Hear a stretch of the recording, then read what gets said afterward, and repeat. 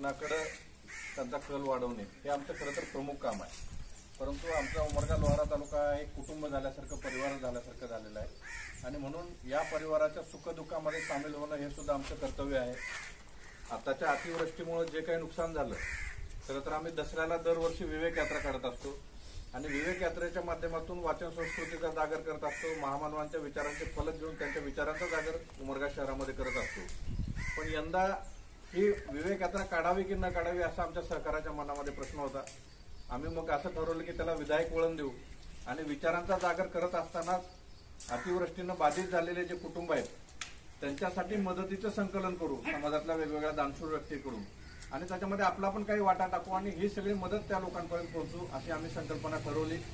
दसऱ्याला आपण सोनं चांदी वाटत असतो, परंतु अशा प्रसंगी सोनं चांदी वाटण्याच्या ऐवजी जे लोक बाधित आहेत त्यांना मदतीचं वाटप करावं अशी आम्ही संकल्पना त्या ठिकाणी मांडली।